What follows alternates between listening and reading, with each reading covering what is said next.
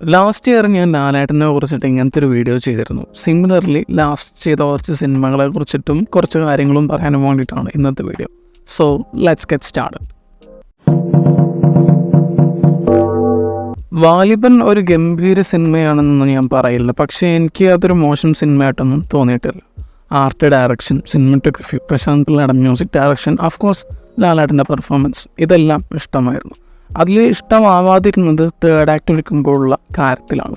ആ കോട്ട ഫൈറ്റ് കഴിഞ്ഞിട്ട് ക്ലൈമാക്സിലെ കോൺഫ്ലിക്റ്റ് തുടങ്ങാൻ വെക്കുന്ന പോയിന്റിൻ്റെ ഇടയിൽ അനാവശ്യമായ കുറച്ച് പോർഷൻസ് ഉണ്ട്, ഇൻക്ലൂഡിങ് റാക്ക് എന്ന സോങ്. ആ സോങ് കേൾക്കാൻ രസമുണ്ടെങ്കിലും അങ്ങനത്തെ ഒരു സോങ് അവിടെ വരുന്നതിൽ ഒരു പോയിന്റും ഇല്ല. ഒരുപക്ഷെ ഈ പറഞ്ഞ പോർഷൻ കട്ട് ചെയ്തിരുന്നെങ്കിൽ സിനിമയ്ക്ക് പിന്നെയും ബെറ്റർ ഔട്ട് കിട്ടുമെന്ന് തോന്നുന്നുണ്ട്. എന്നിരുന്നാലും എനിക്ക് ഈ സിനിമ ഒരു ആവറേജ് എക്സ്പീരിയൻസൊക്കെ തന്നിട്ടുണ്ട്. അതുകൊണ്ട് തന്നെ ഈ സിനിമ മോശമാണെന്ന് ഞാൻ പറയില്ല. പോസ്റ്റ് ലൂസിഫർ ഓവറോൾ ലാലേട്ടന് അത്രയും നല്ലൊരു ടൈമല്ല. പക്ഷെ അതിൻ്റെ ഇടയിൽ ജിത്തു ജോസഫ് എങ്ങനെയാണ് ലാലേട്ടനെ വെച്ച് ഇത്രയും നീറ്റായിട്ട് അതിൻ്റെ സിനിമകളിൽ പ്രസൻറ്റ് ചെയ്യുന്നത് എന്നതിൻ്റെ കോൺസെപ്റ്റ് എനിക്ക് മനസ്സിലാവുന്നില്ല. ദൃശ്യം 2 ഒരു കോവിഡ് ലിമിറ്റേഷൻസിലെടുത്തൊരു സിനിമയാണല്ലോ ഫോഴ്സ് ഉണ്ടെങ്കിൽ പോലും അതും നല്ലൊരു സ്ലോ ബൺ ത്രില്ലറാണ്. അതെ, ഞാൻ മുന്നേ ഹിന്ദി ദൃശ്യം 2 ആണ് ബെറ്റർ എന്ന് പറഞ്ഞിട്ട് ഈ ചാനലിലൊരു വീഡിയോ ഇട്ടിട്ടുണ്ട്. പക്ഷേ ഇതും നല്ലതാണ്. എന്നിരുന്നാൽ പോലും ഈ സിനിമയുടെ പെർഫോമൻസ് കാണാൻ നല്ല രസമാണ്. ആ നെട്ടൊന്ന സീനൊക്കെ ഭയങ്കരമായിട്ട് അദ്ദേഹം ചെയ്തിട്ടുണ്ട്. കംപ്ലീറ്റ്ലി ആ പെർഫോമൻസ് കൊള്ളാമായിരുന്നു. നേരെ ഒരു നല്ല കോർട്ട് റൂം ഡ്രാമ ഫിലിമാണ്. അതിൽ ലാലേട്ടൻ്റെ ഒരു സിംപ്ലിസ്റ്റിക് ഫോം ഓഫ് ആക്റ്റാണ് വരുന്നതെങ്കിൽ പോലും അതും നീറ്റായിട്ട് വന്നിട്ടുണ്ട്. ഇപ്പോൾ പലരും പറയുന്നത് കേട്ടിട്ടുണ്ട് ലാലേട്ടൻ ഇപ്പോൾ അഭിനയിക്കാൻ കുറേ ലിമിറ്റേഷൻസ് ഉണ്ട് എന്നൊക്കെ.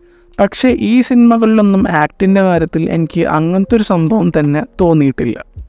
എനിക്ക് ബ്രോഡാഡി ഒരു ഹാഫ് ബേക്ക്ഡ് ഫിലിമായിട്ടാണ് തോന്നിയിട്ടുള്ളത്. ആദ്യമൊക്കെ കാണാൻ നല്ല രസമാണെങ്കിലും സിനിമ ഒരു സീരിയസ് രീതിയിൽ പോകുമ്പോൾ എനിക്ക് അത്ര സാറ്റിസ്ഫാക്ഷൻ ഒന്നും വന്നിട്ടില്ല. പക്ഷേ ഇതിലെ ലാലേട്ടൻ്റെ പെർഫോമൻസ് ഭയങ്കര ഇഷ്ടമാണ്. നല്ല ഹിലാരിയസ് വേ ഓഫ് ആക്റ്റാണ് അത്.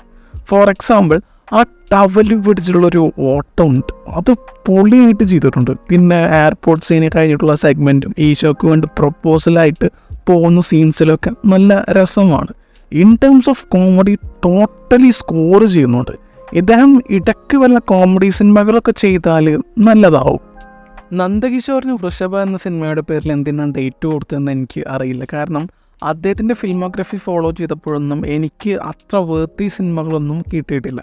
മോസ്റ്റ്ലി റീമേക്സ് ആണ്. അതാണെങ്കിലും മെനക്കില്ലാത്ത ഓരോ സിനിമകൾ. അങ്ങനത്തെ ഒരു ഡയറക്ടറിന് ഒരു സിനിമ കൊടുക്കുന്നതിൻ്റെ ലോജിക്ക് എനിക്ക് മനസ്സിലായിട്ടില്ല. പക്ഷേ തെലുങ്കിൽ ലാസ്റ്റിൽ ലാലേട്ടൻ ചെയ്ത സിനിമകളൊക്കെ നൈസായിരുന്നു. അതിൽ പോപ്പുലർ എക്സാമ്പിൾ ജനതാ ഗാരേജാണ്.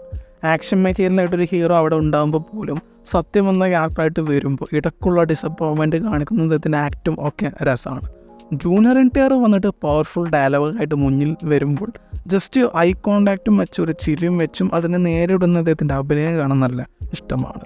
എന്നാൽ ഇതിൻ്റെ ഇടയിൽ അങ്ങനെ ആരും പറഞ്ഞു കേൾക്കാത്തൊരു സിനിമയാണ് മനമന്ത. സിംപ്ലിസ്റ്റിക് വേ ഓഫ് ആക്റ്റാണ് ലാലേട്ടൻ അതിൽ ചെയ്തെങ്കിൽ പോലും ഈ സിനിമയിലെ ലാലേട്ടൻ്റെ പെർഫോമൻസിനെ കുറിച്ചിട്ട് ആരും സംസാരിക്കുന്നതായിട്ട് ഞാൻ കണ്ടിട്ടില്ല. ഇവിടെ അൺപോപ്പുലറായ ഒരു സിനിമയായിട്ടും അത് എനിക്ക് തോന്നിയിട്ടുണ്ട്. ലാലേട്ടൻ്റെ നെക്സ്റ്റ് സിനിമകളെ കുറിച്ച് സംസാരിക്കുന്ന സമയത്ത് പ്രൈമർലി എനിക്കുള്ളൊരു ചോദ്യമാണ് റാം അവിടെ പോയി എന്ന്. കാരണം ഇതിന് ബ്രേക്ക് ഇട്ടിട്ടാണ് ജിത്തു ഏട്ടൻ കോംബോയിൽ നേരെ വന്നത്. പിന്നെ ഇപ്പോൾ പുതിയൊരു ഫിലിം ഈ കോംബോയിൽ വരുന്നുണ്ട്. സോ ദ ക്വസ്റ്റ്യൻ ഈസ്, ഈ സിനിമ ഇവിടുത്തെ ധ്രുവനക്ഷത്രം ആയോ എന്നാണ്. പേഴ്സണലി റീസെൻറ്റ് ടൈംസിൽ ഇദ്ദേഹത്തിൻ്റെ സിനിമകൾ വെച്ച് നോക്കുമ്പോൾ മുന്നത്തെ അത്രയ്ക്ക് ശോകമായിട്ടൊന്നും എനിക്ക് തോന്നിയിട്ടില്ല. നേരെ നല്ലൊരു സിനിമയാണ് വാലിബൻ, നോട്ട് ബാഡ്. അപ്പോൾ മറ്റൊരു വീഡിയോ ആയിട്ട് പിന്നെ വരാം. Bye guys.